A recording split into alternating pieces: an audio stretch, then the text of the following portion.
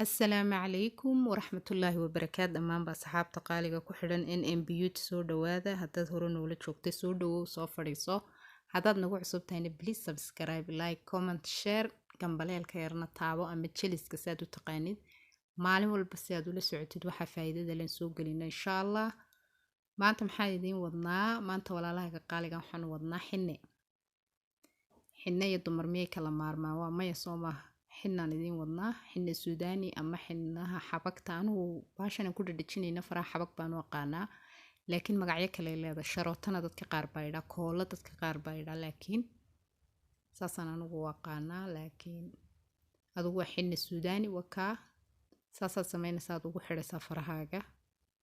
maanta gacantaasayna wax kale kasoo saari doonaa qofkii u baahan lugaha uu ka helayaa channelka qofkii u baahan nashqada kala duwan waad ka helaysaa insha Allah ku xidhnow soo dhawow farahaad ku soo xidhaysaa laakiin waxa aad u baahan tahay marka hore inta xabagta soo jarjaratay si aanay hawshu kuugu badan u yara hawl badan yahay xinahan xabagtu laakiin xabagta marka sii jarjartay dib ma laha degdeg baad u samayn kartaa waxaan ugu talagalnay channelkan ka faa'iidaystaan dumar fara badan sida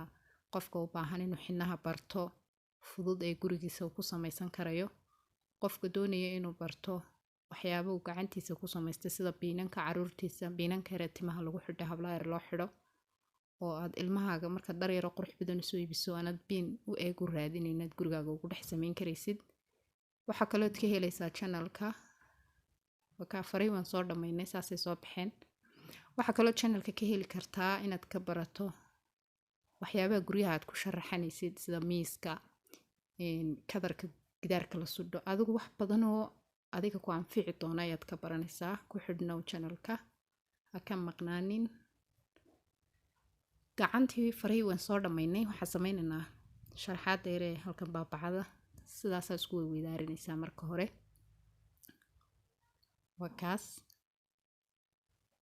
maasha Allah tabaaraka Allah soo bixi doona marka dambe wad arki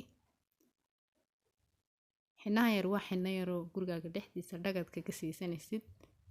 oo aanad u baahnayn inaad koofeer iyo waxa waqti iskaga soo lumiso farsamada aad taqaano waa inaad walaalahaaga uga faa'iideyso adiguna aad ka faa'iideysato hablaha waxyaabo badan soo geliya makeup-ka xinaha cuntada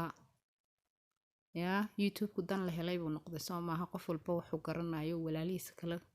u soo gudbiyo marka waxyaabaha in maalin kasta ka barana cadad iyo xisaab ma laha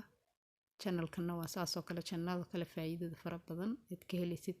baad ka helaysaa waliba channelkan wuxuu khaas u yahay oo aad iyo aad faa'iido ugu leeyahay dumarka hooyooyinka iyo hablahaba